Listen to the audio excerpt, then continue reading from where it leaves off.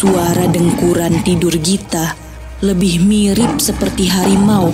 Semua yang di sekelilingnya habis dihajar oleh tangan dan kakinya yang meronta.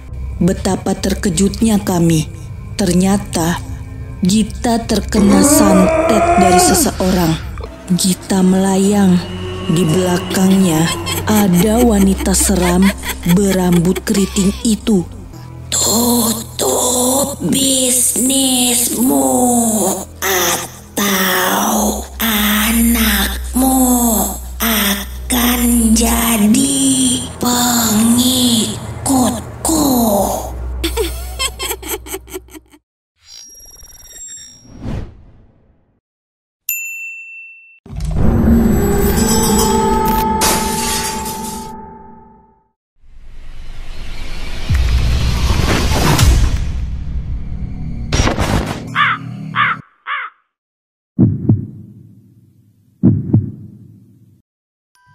Hai semuanya, di video kali ini aku akan bercerita tentang apa yang aku alami saat aku tidak sadarkan diri pada video sebelumnya.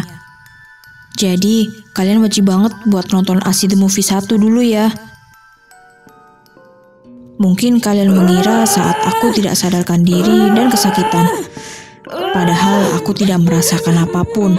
Tapi aku bisa melihat dan mendengar suara keadaan sekelilingku, teman-teman, dan keluargaku pada menangis. Mereka tidak tahu kalau roh dan ragaku terpisah. Aku melihat tubuhku di kasur tak berdaya. Aku takut dan panik. Aku berpikir aku sudah mati. Karena aku tiba-tiba berpindah ke suatu tempat, yaitu di dalam hutan. Di sebuah gunung yang terkenal dengan pemujaan pesugihannya. Aku benar-benar sendirian di sana. Hutan yang gelap dan sunyi. Aku berjalan ke sana kemari untuk mencari jalan keluar. Namun hutan itu seperti labirin. Aku kembali ke tempat semula saat aku pertama kali tiba. Anehnya, ada suara yang memanggilku dan aku disuruh untuk mengikuti asal suara tersebut. Aku berjalan tenang seolah-olah sudah terhipnotis. Di sudut pandanganku, aku melihat sesosok bayangan hitam dengan mata merah menyala. Entah itu benar makhluk penghuni hutan atau hanya perasaanku saja. Tidak hanya itu, tulang manusia pun banyak berceceran.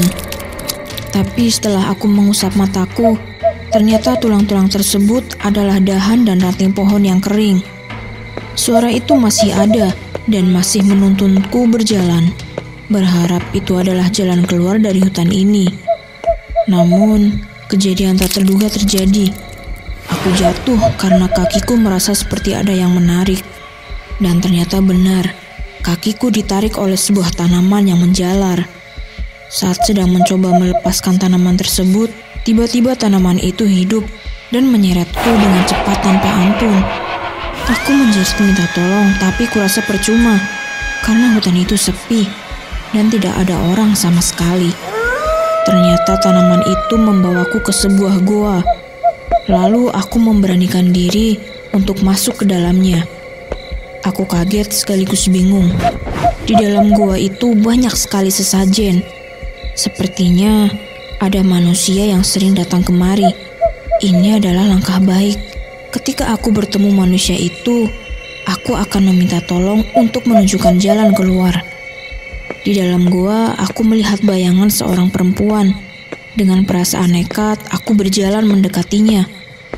Tapi, tiba-tiba bayangan itu menghilang. Aku mencarinya, dan justru yang kutemui adalah sesosok wewe gombel yang menyeramkan. Saking kagetnya aku jatuh dan merangkak mundur. Aku takut wewe gombel itu menangkapku. Yang buat aku heran adalah wewe gombel itu ternyata tidak menangkapku. Dia malah masuk ke dalam goa. Kesempatan itu tidak aku sia-siakan. Aku lari sekencang mungkin untuk kabur keluar dari goa. Aku kembali lari ke sana kemari mencari jalan keluar. Sialnya, aku sudah di depan goa itu lagi. Dengan perasaan yang lelah dan kecewa, aku teriak sangat kencang. Berharap ada orang yang mendengar suara teriakanku. Yang aku rasakan saat itu adalah sedih. dan bingung. Aku ingin kembali pada keluargaku dan teman-temanku. Ketika aku sedang menangis, aku mendengar suara yang memanggilku. Suara yang tidak asing bagiku. Iya, itu adalah suara ayah yang memanggil namaku. Sayangnya, suara itu berasal dari dalam goa. Perasaan takut memenangkan semuanya. Tapi di sisi lain aku penasaran, apa ada ayah di dalam?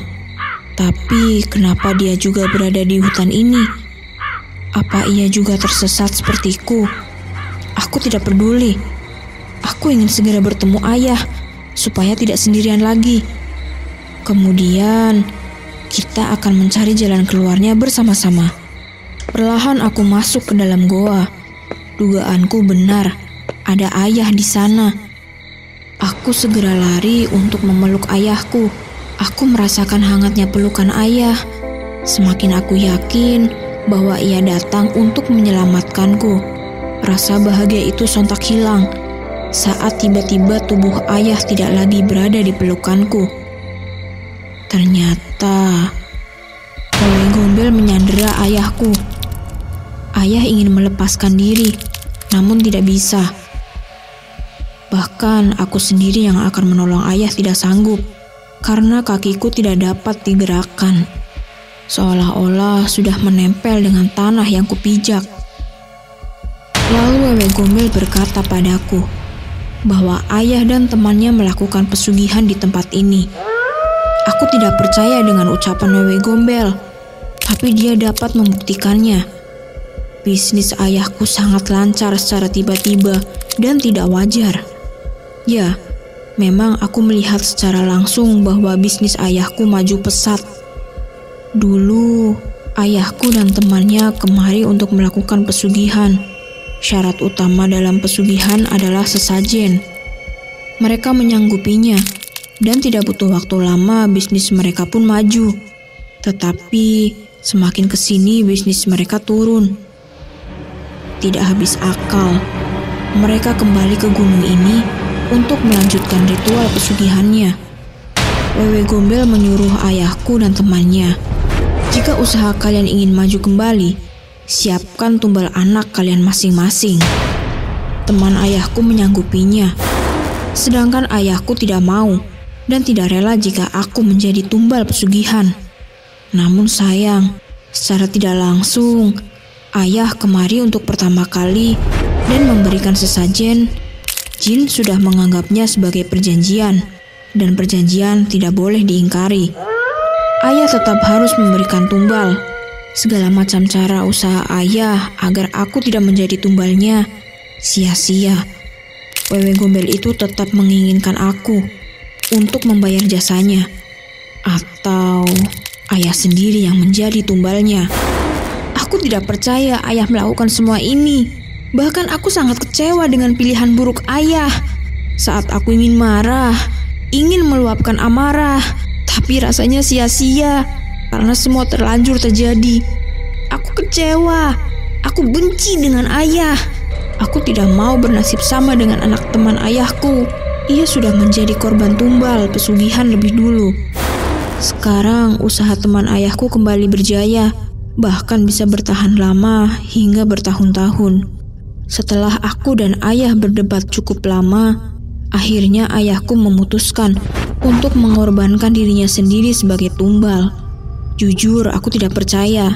Aku sangat terpukul dengan pilihan ayah. Walaupun aku benci dengan ayah karena keadaan ini, tapi aku benar-benar menyayangi ayah. Aku tidak ikhlas. Aku tidak mau kehilangan ayah. Tiba-tiba ada tangan yang menepuk pundakku. Tangan itu milik Pak Ustadz yang mengobatiku. Ia menuntunku untuk keluar dari hutan ini. Ayah menangis sejadi-jadinya melihatku pergi. Ia sudah tidak bisa pergi kemanapun. Jin sudah menguasainya. Perjanjian tetaplah perjanjian. Ayah harus membayarnya. Dengan berat hati, aku harus meninggalkan ayah dan kembali ke dunia nyata.